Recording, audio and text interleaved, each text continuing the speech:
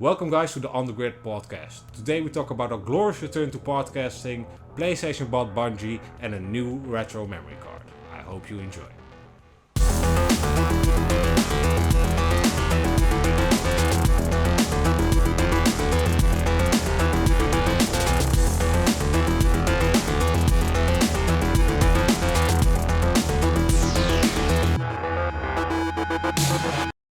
Go.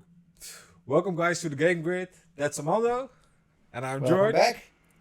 And welcome back. That was the right words. After almost a month of not having an episode. We're Considerable time. considerable time.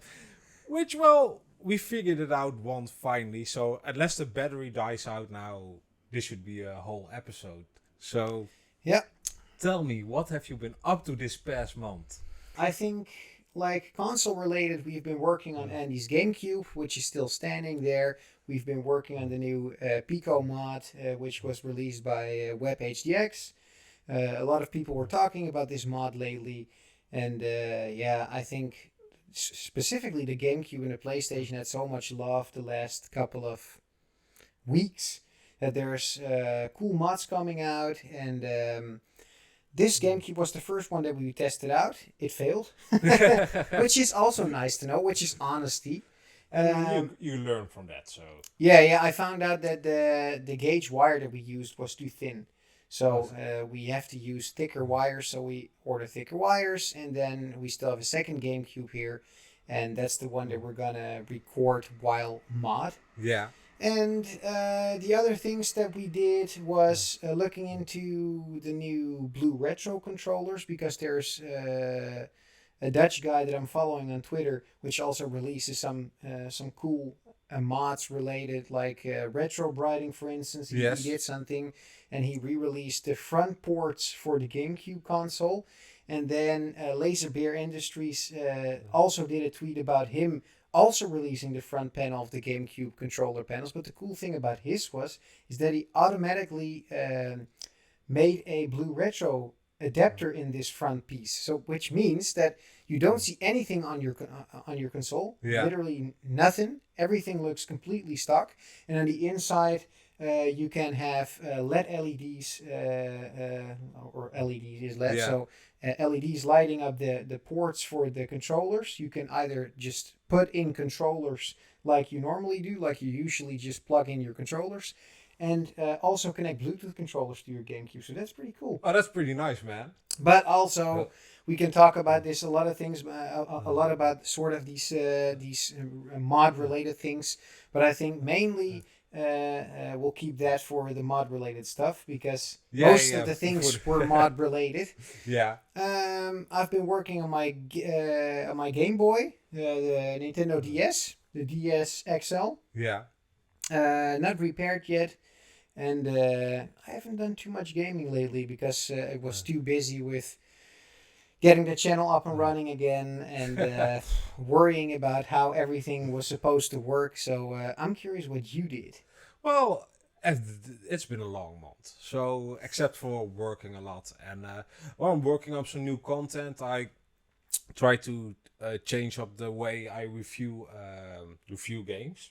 Yeah. So I'm looking at the new concept and some art, which I haven't shown you yet. Oh, okay, that's nice. So, but it's coming along, and we're kind of trying to get the podcast up and running again, and making sure, looking for what new content we can make, and for the rest it was kind of my son's birthday is coming off, so we had a child's party. Oh, that's always so fantastic. 17 kids, so it was busy. Busy Very is the right busy. Word. Busy is the right word. It's good that I only have one. So It's once a year, and and now this Saturday we're gonna have his grown-up party. So we're all working with that. I've been watching Gundam with him, which was that's always nice, because I'm a big Gundam fan. Yeah, I thought you would like that. So and now with PlayStation, I didn't talk. No, and I got PlayStation Premium, the upgrade.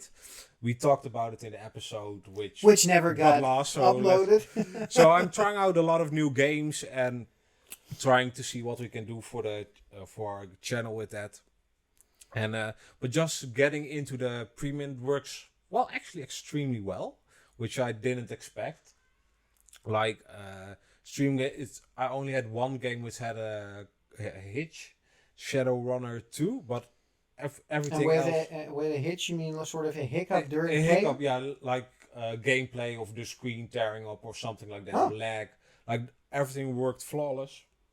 So I'm pretty happy with that. Played a lot of games like Mortal Kombat, what's the DC Universe Mortal Kombat game, Injustice. Yeah.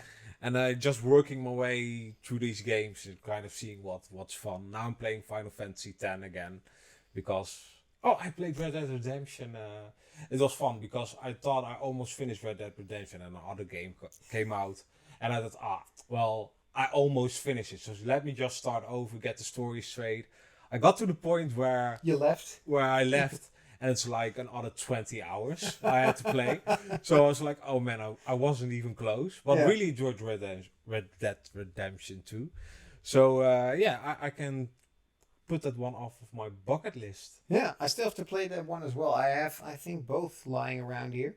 Yeah, and it's really good. I would recommend you to just play the Red Dead Redemption 3 and then play 2. Because it gives a lot of context to the story of 2, so it's really that you understand what's going on. You understand what's going on, because that's what I didn't like about Red Dead Redemption 2. I couldn't really get a grasp of the story, and this is like, no, we set everything for you up. Now go play this game. So that was what I was up to. Yeah. But is there any mod related news that you in the past? Yeah, of course. Of course, I just mentioned already a couple of things, but the coolest things are tweets from people tweeting out that there is coming new MemCard Pro. So there's this really cool project. They released a memory card, which is the ultimate memory card for the PSX. Yeah. It's a memory card which has like a little OLED screen on the memory card. You put an SD card in there, you can literally manage your save game data off this screen as well. The reason why it's called the ultimate memory card is the original memory cards for the PlayStation were like, I think, 2 MBs, 1 MB? 8, right? No, that was when the PlayStation 2 got released. Yeah. No, you're right. So the first PlayStation had like really small memory cards, and if you can understand it, when you put like an 8 gig SD card in there, which is not even possible to buy anymore, because most of the time people buy 16 gigabytes right now, then you end up with 16 gigs divided by 1 MB is probably almost infinity for when it comes to PlayStation games. More than you'll ever need. Yeah, more than you'll ever need. And they are announcing that they're also releasing a PlayStation 2 variant, which is also fantastic. Yeah. The cool thing about the PlayStation 2 variant is that there's also an exploit, which a lot of people use on the PlayStation 2. It's these AliExpress memory cards that they drop in, and then they load off specific data, and then the PlayStation gets exploited. Yeah. And then you can play PlayStation 2 copies of your PlayStation 2 without modifying it. The cool thing about this mod is that it's also working with this SD card. So if you drop the mod on this SD card, you don't have to put any strange sort of ways of putting it on a memory card, because putting things on a memory card is not that easy, like dropping a USB stick into a computer, for instance. So that's pretty cool. But one of the things that I really liked was that they're also going to release one for the Gamecube. Oh, that's nice. Yeah, that's really nice. I also have one lying over here, I believe. Yeah, there's this. I have this plastic one that you drop an SD card in there, and then you can also have all kinds of save games there, but having the possibility also have this digital screen there and do any other sort of mods is really cool. So I'm really looking forward for that mod as well, and I think they're about 60 or 70 euros, these memory cards, which is quite expensive, but not if you look at the way that it's the last memory card you'll ever buy. So you will never need any more. So and they're also good quality. If you buy memory cards right now, you probably buy them from sort of eBay, Amazon, or AliExpress, and you can never really get hold of the quality that they used on making these memory cards. And with this one, you actually know that it's been made in high quality, and the PlayStation 2 uses these, what are they called? I think magic, something magic card related, which are the original cards. Yeah. And if they interpret this into the memory card as well, it makes it more stable or something, which is good. So I'm really curious with that part, because if that works out, you could maybe also play games off of these memory cards then. Oh, that would be amazing. Yeah, because there's already this other sort of memory card where you drop an SD card in. Yeah. And if that works as well with the whole fix of this other memory card, you could combine these two maybe. But I'm getting ahead of myself. It would be cool to see something like that. Dream. Absolutely. One of the nicest mods, which I was already talking about, is the Web HDX mod. It's a Polish guy that released a Pico Raspberry Pi mod for the GameCube. It's a super easy mod to do. You have to solder like 6 or 7 wires. Yeah. You strap it through on the Pico. You put the Pico on a computer. You flash a file within, I think, like 15 seconds or something. You hook it up and it's done. And that's really freaking fantastic, because it can launch different homebrew on different button combinations. So for instance, if you want to play Game Boy games and you put that on, for instance, the button A, you call the software on the memory card, you call it A, for instance, or on the SD card. And then when you press and hold the A button and you power on the console, it will auto boot automatically into the into the Game Boy mode of the GameCube. You can go into Swish. You can have all these different sort of boot modes, which is fantastic. It's also way better than the original mod chips, these Xenos that were flooding the market with all these shitty quality mod chips. So that's really nice to see. And well, I'm waiting for some HDMI mods to do and some RGB mods. And for that, we need a little bit better chip market. So I have to be a little bit more patient. So, have you any news-related stuff? Yeah, I have some game news. Well, I mean, Ubisoft announced a conference, a showcase on September 10th. So it's quite a while off, but they're gonna show off their new lineup. So here's hoping for Splinter Cell. Oh wow, yeah. That actually. It's an Xbox. Wasn't it an Xbox exclusive? The original Splinter Cell was an Xbox exclusive, but when other entries in the franchise were also available for the PlayStation. So I'm really looking forward to that and hoping they'll actually resurrect the showcase. Yeah. So, but it's kind of a ways off, and I'm kind of hoping we can actually do a react to it, which we were talking about. So well, we could right now, because everything works as well. But we in the meantime we also had the conference from Capcom. We had the conference from Xbox. Yes. We had the conference from the Lite. Was it called Nintendo? Nintendo. Oh god damn it. Nintendo. Okay. Direct. Treehouse. Nintendo Direct Lite. Yeah, sure. That was what it was. Yeah. So there were and also. Don't forget the Final Fantasy 25th anniversary. Oh yeah, that's something I can't forget about. Yeah. Don't forget, like Final Fantasy 10. Final Fantasy 7 Part 2 and Part 3 and the prequels all announced. It's all amazing. He's never gonna play it, but I'm gonna enjoy it. So hey. Yeah, what I was actually curious about with the Nintendo Direct event is that it's July right now. Yes. And in July we expected the next couple of maps for Mario Kart. We didn't hear anything. So no. I'm curious, because if you look at the sort of release sheet for when these maps should be released, the end of July would be the most logical part to release these maps. So I'm curious when Nintendo hits up with that. I have to say I kind of liked the whole Nintendo Direct thing. There were a couple of cool games, and what we already said in the last episode as well. You can at least expect something of Nintendo. You know, they're releasing stuff. And you can like it or not, but at least they're consistent.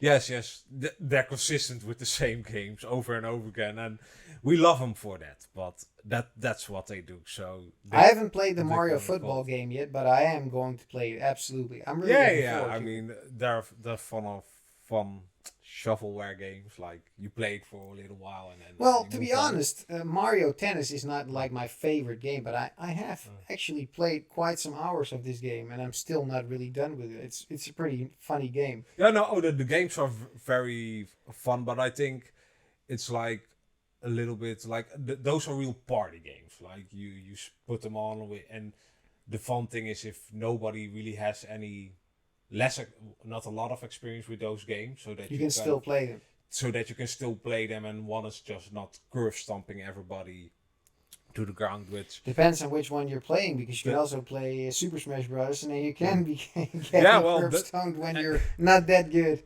Yeah, and okay, that's kind of the not necessarily a flaw, but it's like you have to unlock all the characters, so you have to play a lot of the game. So once you have all the characters, you're pretty good at the game. So you kind of you lose that you can be the referee. You can't play anymore. You have to watch other people play.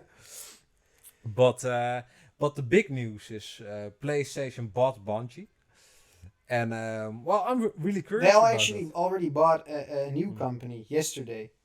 Which company did they buy? They bought some esports company yesterday. We don't care about that. But I mean, Bungie's already bought like what's it like 1 or 2 months ago?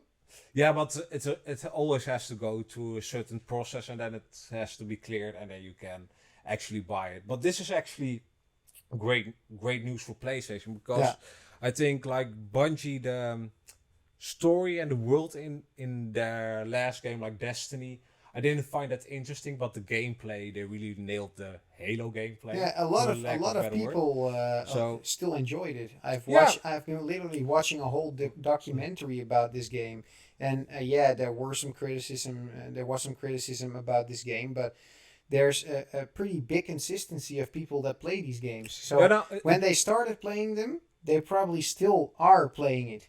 Yeah, well, I think maybe in Destiny 2, but first Destiny, they lost a lot of people because they basically gave you half a game and were like, here, be happy with it. More content will be coming, and more content did come in Destiny 2, which you had to buy again. So that was kind of fucked up. But isn't that like the actual thing that constantly happens? I mean, almost every game developer does this trick right now, releasing half-ass games and releasing updates later. I mean, that's literally the reason why I play retro games. It isn't necessarily the updates. It's more of the actual content. So like maps and story and stuff like that. That wasn't quite finished yet in that game. Like, I get when you update a game on day one. Like, I haven't that big of a problem with it, unless you deliver a broken mess like Cyberpunk, which I did enjoy, but it was a broken mess. So I don't really mind the update, but that just wasn't finished. Yeah. But I think the PlayStation's gain is like the gameplay. They don't have that kind of gameplay yet, like the first-person shooter that actually feels real nice. I mean, they had Killzone, but those guys are making Horizon now, so we won't expect another Killzone for quite a long time. If they'll ever release one. If they ever release it, or maybe they'll give the IP to Bungie and they will roll with it and then make their own thing. But I'm hoping for a new IP. I mean, there's not a lot of how do you call this? I don't think there's a lot of issues with for Sony to be successful right now. I mean, they can still fuck up the market and still be better than Xbox right now. Xbox doesn't do shit. So I'm not really sure if they need Bungie for them to be a success. Well, if you saw the last Xbox conference, then it literally defined the reason why Xbox is not going to have the audience of gamers. It's just a sort of Netflixy hi, we have Game Pass, and buy it and take it and just play everything on Game Pass. Kind of like high quantity, low quality. Like that's kind of the feeling I get from it. But I do think like Xbox has that Halo type of game. Like that could be the only game you will ever play. If they still have it. they have it. I mean, they have Halo. They have a game. They have Halo, but they don't have the creators behind Halos. It's the same with Gears of War, right? Sure, but like those are games like those multiplayer games you play with friends, and like they are exclusive to Xbox, and like PlayStation doesn't have anything like that. Like the game, like you just come and play with. You have Call of Duty, but that's on both consoles, so I won't count that. Yeah. So I'm really looking forward to what they will do. Keep in mind though that they have Call of Duty, but the biggest quantity of these players are playing Call of Duty. I mean, I'm not a big fan of it, but it depends on what you like to play. I mean, I know a lot of people playing Call of Duty, and probably for them, when you have a Destiny and when you have a Call of Duty, most of these gamers don't want anything else. I mean, if you look at the game market right now, the game market is not being destroyed by game developers. The game market is being destroyed by gamers because they accept what the game developers bring them. Yeah. So they accept the fact that they constantly have to buy add-ons because they haven't bought a complete game. They accept the fact that they constantly have to buy these skins and all these bullshit items that they need to make themselves some identical unique player online. Yeah. That's literally what people do. I mean, if you look at the most biggest games like Fortnite, it's literally run on that sort of shit. Yeah, and all those skins. And like with Fortnite, I will give them kind of a pass because the game itself is free. So I'm like, but that's how it works. You can make some money. Well, not with like a Call of Duty or something like that. You'll pay him. Yeah, but so when you include that sort of game style, that really works for them. I mean, for €60 you're done. Then you have a game, you have the multiplayer, you can do literally anything you want. And with these games, you start out with shitty equipment. Yeah. And then it's just, do you want a skin for your gun? Oh, that's nice. That's €5. Do you want to have another suit you're wearing? That's another €10. Yeah. And then you buy 10 of these things, and you already end up with 70, €80 of stuff. And most of these people are actually even having these contests online, how much euros they spend on a game, which is freaking idiotic. Yeah, that's kind of insane. And that's the reason why this game industry is dying, because people accepting this sort of games, and the people that aren't accepting this sort of new type of gaming, they're playing old games. Yeah, but I don't think that's. I don't mind when it's like skins for like visual things. So like if you like to look like John Wick for like in Fortnite, or I heard like Vegeta and Goku are coming to Fortnite. You wanna look like them? Sure, pay those extra bucks as long as it doesn't affect the. It doesn't give you an advantage in gameplay. Yeah, but that's literally where they started working on this whole concept, because they started out with that and they found out that people aren't willing to pay for that because they think it's shitty that people have an advantage in the game. So what they did is just searching where the bar is. Where do people accept what they have to pay for? And for skins, they want to pay. But is that bad for the industry if they just a free game you get a few skins? Like you still get the enjoyment of playing those games. More people are able to play those games because, well, you don't have to pay money for it, and some kids don't have the money. We're not all grown up with a job and. No, I agree with you. And I think. And like the big things like a new map pack like they had with the Gears of War, Halo. I like that kind of stuff because it kind of renews the game. It renews the game and it gives it more life. Like let's get back in there, and especially when they allow like people to play the maps. Like if I bought a map and you can come. If we play together, you can also play those maps. I think there's a kind of. But that's also already old. I mean, I like that. I also like to have extra maps and do some extra things, but these free games are only multiplayer only. So when you normally buy a game, I think probably what's it like 80% is probably being you're paying for the campaign and the storyline and the people that were actually working for a really long time in this game. Yeah. And the last 20% is probably. They use the engine, the physics, the textures and everything to make a multiplayer game out of it, which renews this whole sort of thing that you can play longer, which is okay, of course. But with these free games, you aren't getting a campaign. So I'm still okay with actual games being fully released and releasing extra content, but I'm just not down for games that are being released which are half-ass and then release content later. That's a big no-go. But I think the single player games, those sales show that there is certainly an appetite for that kind of thing, like campaigns and that kind of stuff. So hopefully they will look to the multiplayer games will kind of look like, oh, if we're gonna make people pay for it, well, we need to give them a good campaign and some high quality gameplay for fun. So yeah, but I think that's a good episode. I think it's a good episode. It's been a long time, and we know it's a little bit messy, but that's fine. Yeah. We're coming back into the game. We're back with episodes, and I like this, like kind of natural, we're just having a conversation. Yeah. So tell us what you think. Have you missed us? Are you glad we're back? And will you see us next week when we return with another episode of the On the Grid podcast? Yeah. And not like we said last time, but actual episodes coming up. Yeah. We'll try to be consistent and bring you more content, because we have the podcast up and running right now. So now we're gonna work on like other more diverse content. Let's keep it at that. So that's a Thank you for watching. I'm George. Thank you for watching, and we'll see you next week. Don't forget to like, subscribe.